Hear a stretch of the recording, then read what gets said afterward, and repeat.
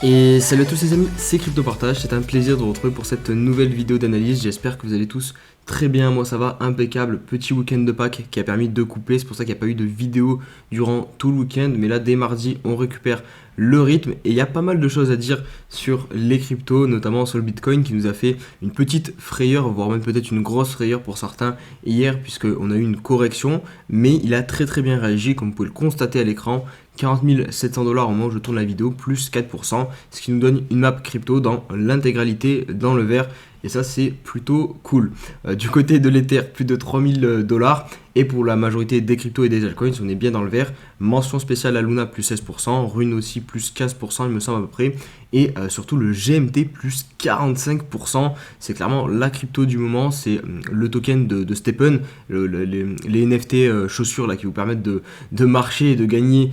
Justement, je crois que c'est du GMT, non peut-être pas du GMT, du GST, le token qui va permettre de vous rémunérer et ensuite de revendre et donc de récupérer des USDT justement en marchant avec ces chaussures.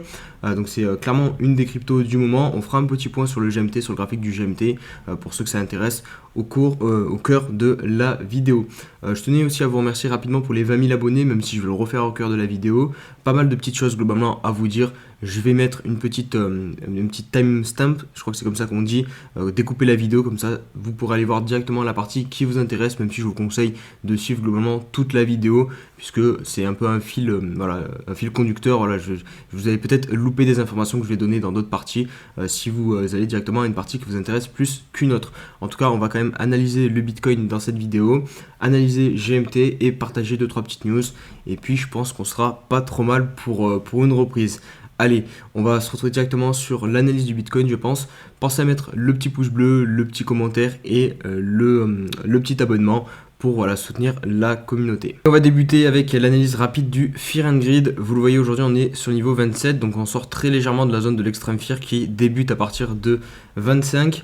Mais on se retrouve globalement sur des bottoms très intéressants, puisque ici, je vais vous le montrer, c'était 27 février 2022, début mars quoi, et on avait posé ce bottom-ci sur le cours du Bitcoin, et comme vous le constatez assez rapidement, le prix était plus bas ici que ici, et pourtant on a des personnes sur le marché qui ont peur de la même manière.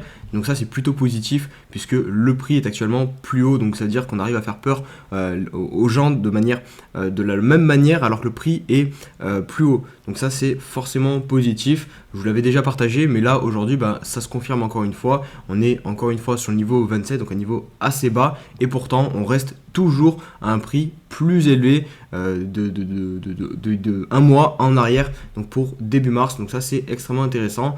Est-ce qu'on pose un bottom?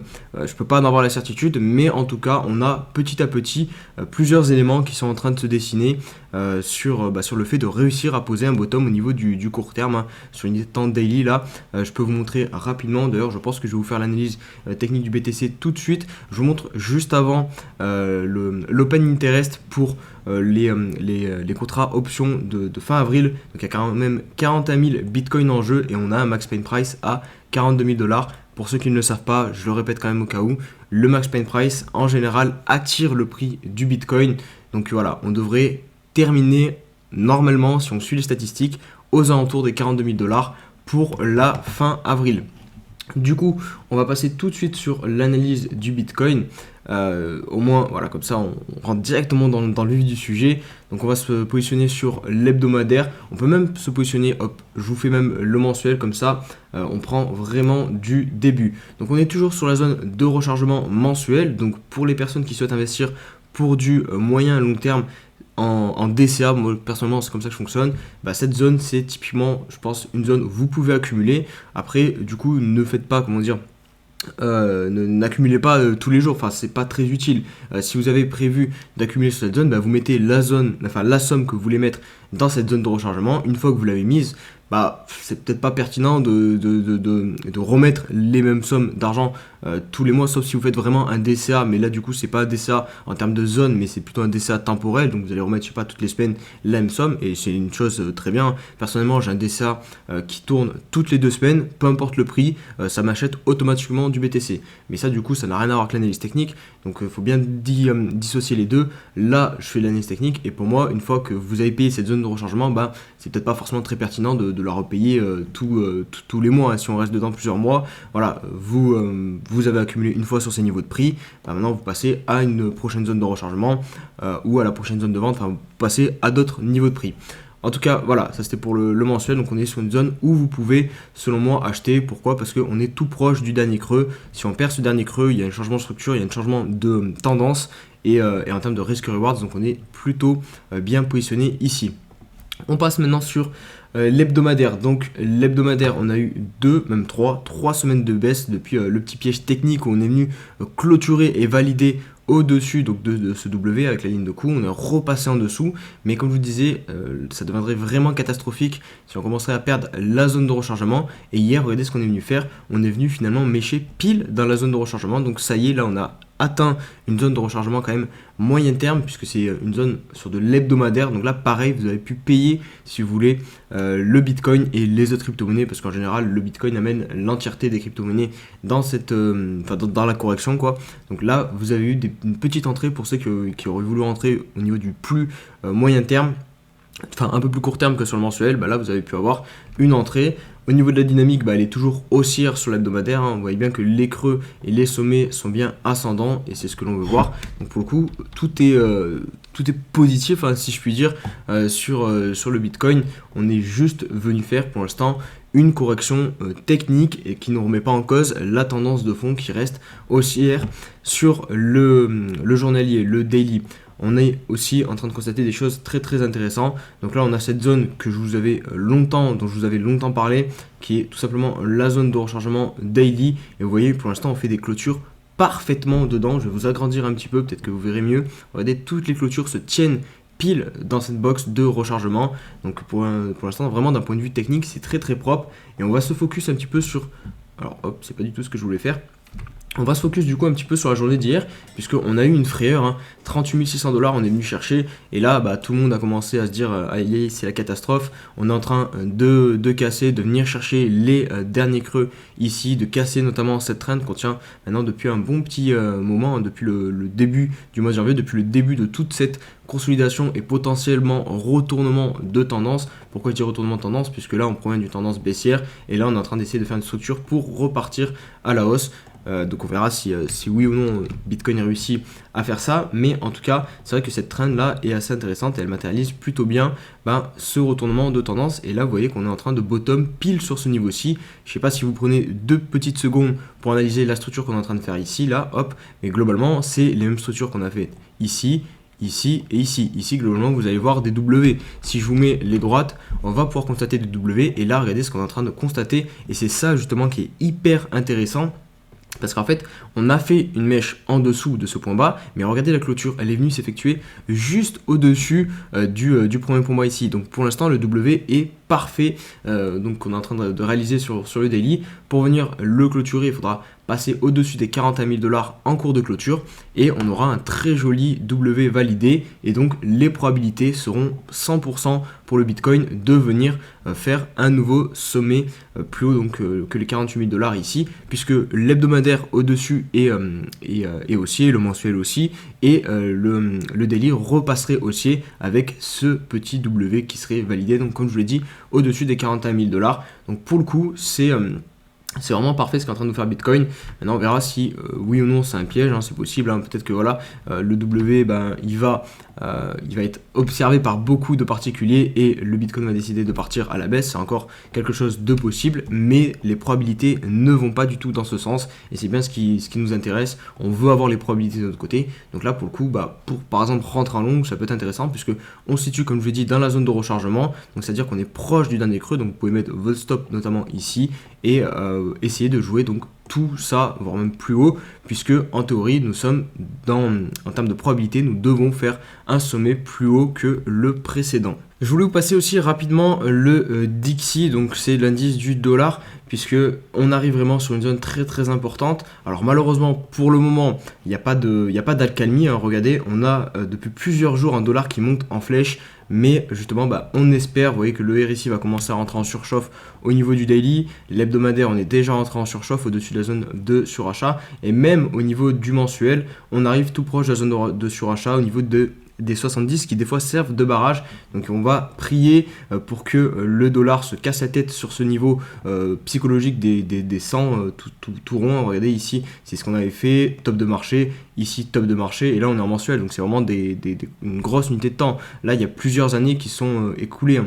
Donc vraiment si on arrive à marquer un top ici de marché, ça serait excellent pour le Bitcoin, puisque pour les personnes qui ne le savent pas, en général quand le dollar est fort, quand le dollar monte comme ça, ça correspond en fait au bear market du Bitcoin. Je vous invite à prendre le graphique du Bitcoin et de comparer le Bitcoin et le dollar, et vous allez voir que quand le dollar monte fortement, le Bitcoin descend ou ne fait pas grand chose. Par contre, quand on a baisse comme ça du dollar fortement, on a un bull run du Bitcoin en général. Et là, je vous montre rapidement, regardez, janvier 2017 jusqu'à fin janvier 2017, c'était le bull run tout simplement du Bitcoin. On avait fait le top aux alentours des 19 000, 20 000 dollars, derrière bear market. Et ici, regardez, avril 2020 jusqu'à janvier 2021, avril 2021, là on a eu le crash de mai 2021, on a eu tout le bull run du Bitcoin, là le dernier. Donc vraiment c'est un indicateur qui est assez pertinent, enfin une corrélation qui est assez pertinente, et là on arrive sur un niveau très très important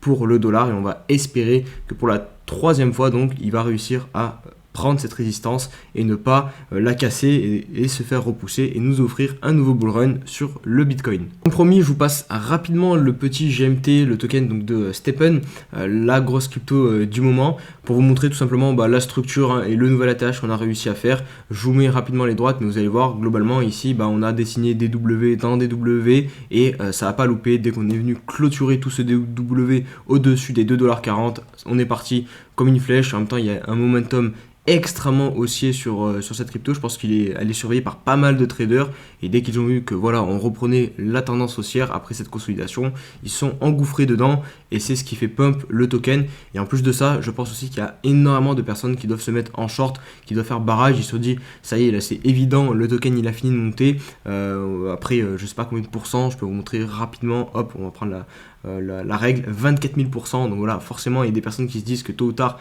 ça va top, mais le problème c'est que le marché peut continuer à faire pump ce genre de token pendant très très longtemps. Donc essayez de shorter des choses comme ça, même si là le risk reward en soi peut être très très bon et très pertinent, mais c'est vrai que voilà, une fois que tous les stops des personnes en short se font sauter, forcément ça donne du jus au pump, et c'est ce qui donne cette énorme bougie daily, puisque là nous sommes sur le daily, hein. Le token a été lancé très récemment, c'est pour ça qu'il n'y a pas plus d'historique.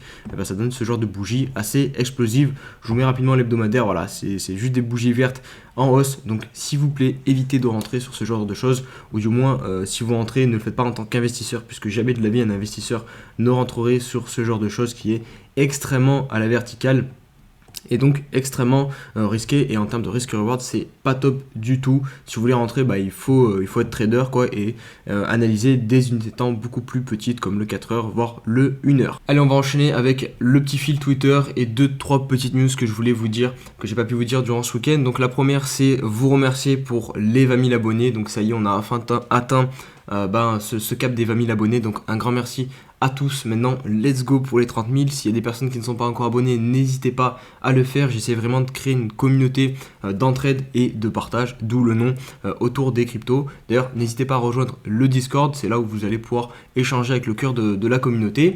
On poursuit avec ce petit airdrop sur l'écosystème Atom Cosmos. Donc c'est le DEX Crescent qui donc nous fait un airdrop pour notamment le Road to 10K, donc c'est pour ça que je vous en parle. Donc on a reçu, j'ai vendu pour $200 de creux de CRE le token, donc c'est plutôt intéressant. N'hésitez pas à aller checker si vous êtes éligible. Normalement, si vous avez suivi le Road to 10K et que vous avez fait les choses dans les temps, vous devez être éligible, donc vous pouvez récupérer $200 et même plus, puisque le token a doublé il me semble. Donc si j'avais attendu, j'aurais pu vendre plus, mais bon bref, ça c'est toujours la même histoire. Donc voilà, petit airdrop sur Cosmos qui fait plaisir. Le top 5 des coins du top 100. Donc en premier, on a forcément le GMT, Audio plus 7%, EOS plus 7%, Camp plus 6% et KNC plus 6% qui termine ce top 5. Et je vais conclure la vidéo avec la bonne nouvelle qui est tombée, je crois que c'était pas pendant le week-end mais pendant la semaine dernière. Bon bref, c'est pas très grave, vous avez très vraiment dû l'avoir passé, mais si jamais vous ne l'avez pas vu, je le dis quand même, c'est une des plus grosses news je pense qui est tombée de ces dernières semaines, c'est sur Ethereum. C'est donc le merge qui est repoussé, donc le passage de Proof of Work à Proof of Stake sur l'Ether, qui ne sera donc pas disponible en juin, qui ne débutera pas en juin, mais comme dit ici, mais probablement dans les quelques mois qui suivent, pas encore de date fixée, mais nous sommes définitivement dans le chapitre final du Proof of Work sur Ethereum. Voilà, on pouvait s'y attendre parce que l'Ether, ils aiment bien tout le temps retarder les échéances. Donc voilà, il faudra attendre encore un petit peu pour voir ce merge arriver sur l'Ether. Voilà les amis pour la vidéo, j'espère qu'elle vous aura plu. Si c'est le cas, n'hésitez pas comme d'hab à mettre le petit pouce bleu. On va se retrouver très vite pour de prochaines vidéos, notamment une vidéo analyse d'altcoins autour du métaverse, puisque j'ai vu que vous m'avez demandé pas mal de cryptos qui tournaient autour du métaverse, donc je me suis dit autant regrouper tout ça. Je vais faire une vidéo spéciale sur les cryptos du métaverse en analyse technique, et j'espère que ça vous plaira, et normalement ça devrait arriver cette semaine. Allez, je vous laisse, passer une très bonne journée, allez, ciao ciao.